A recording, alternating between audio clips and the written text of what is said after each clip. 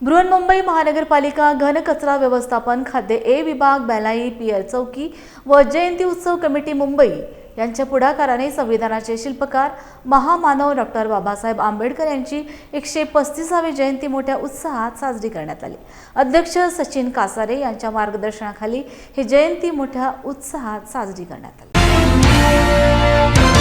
आज आपण बेलाटपियर चौकीत विश्वरत्न डॉक्टर बाबासाहेब आंबेडकर यांची 135वी जयंती साजरी करीत आहोत।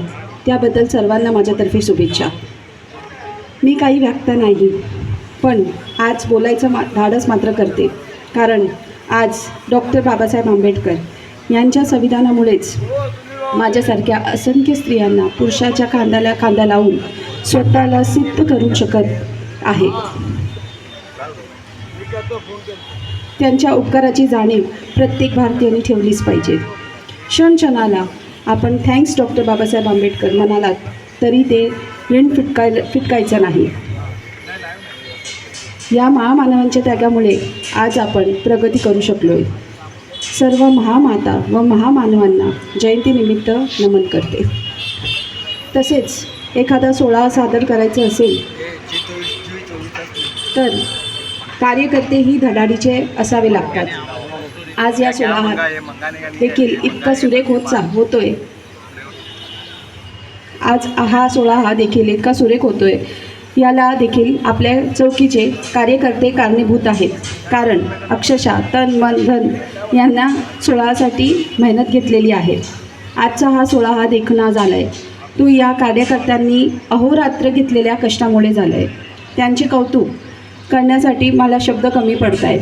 तुम्हा सगळ्यांना पुन्हा एकदा सदिच्छा देऊन या महामानवांनी दाखवलेल्या मार्गावर आपण चालत राहूया, तीच त्यांची खरी मानवंदना ठरेल। आपल्या बृहन्मुंबई महानगरपालिका गकव्य बेलाटपियर चौकी यांच्या आधिपत्याखाली या ठिकाणी आपल्याला संयुक्त जयंतीचं आयोजन करण्यात आलेलं आहे आणि या कार्यक्रमाचे प्रमुख, या चौकीचे प्रमुख आदरणीय सोलंकी मॅडम आणि त्याचबरोबर या ठिकाणी उपस्थित विचार मंचावर उपस्थित सर्व मान्यवर AHS साहेब आहेत, सगळे जेव्हा आहेत मुकादम वगैरे, आणि खास करून या ठिकाणी संदेश कांबळे साहेब आले आहेत। सर्वांचं मी या ठिकाणी अभिनंदन करू इच्छितो, कारण प्रत्येक कार्यक्रमाला हे सर्व मान्यवर उपस्थित असतात।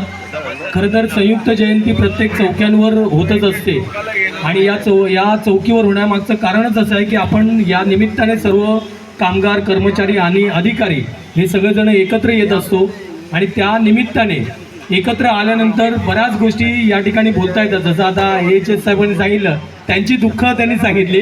जर साहेबांची दुःख एवढी आहेत तर मग कामगारांची काय असतील? तर कामगारांना तर फारच मोठा त्रास असेल।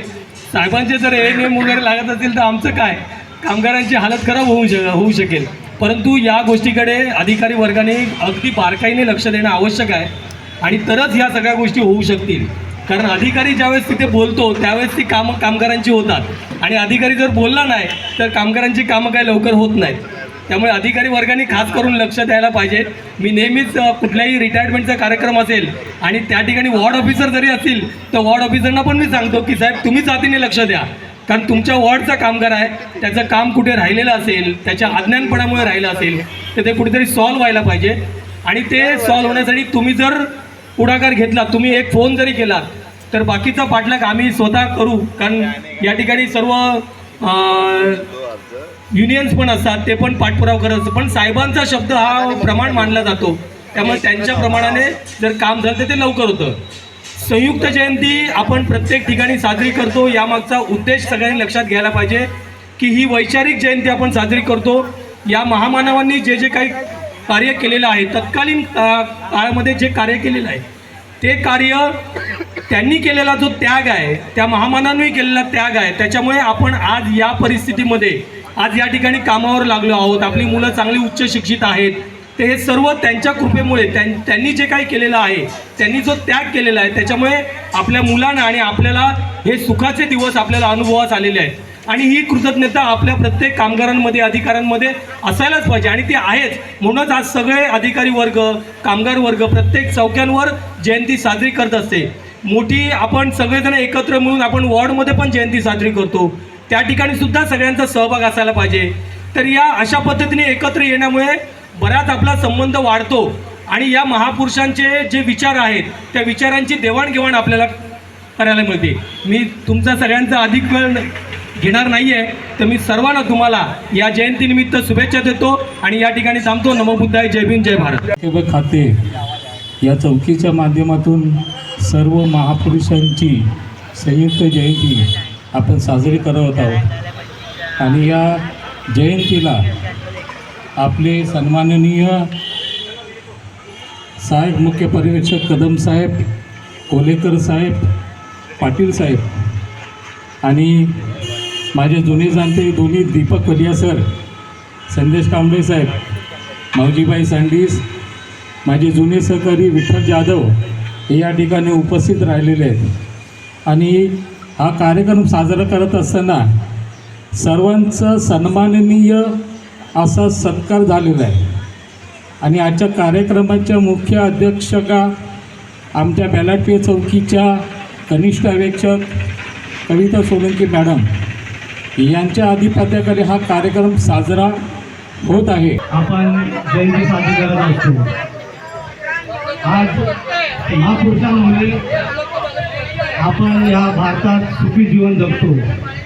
कारण महापुरुषांनी जे मानवजातीसाठी आपलं पूर्ण आयुष्य अर्पण केलं त्यामुळे आपण ह्या भारतामध्ये सुखी आहोत आणि समृद्धी आहोत.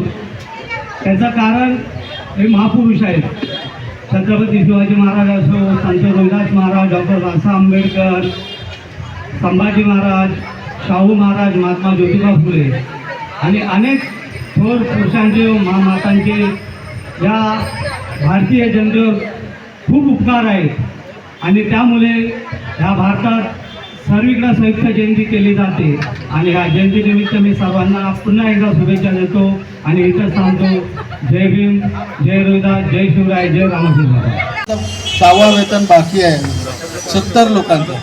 त्याच्यासाठी फास्ट ट्रॅकवर आपण जे सहाय्यक दिलेले आहेत त्यापैकी 3 मुलांना आम्ही एक्स्ट्रा काम दिलेलं आहे की जेणेकरून तुम्ही 6वा वेतन जर क्लिअर केला तर ते रिटायरमेंटच्या वेळी झटकन पैसे त्या कामगाराला मिळतील.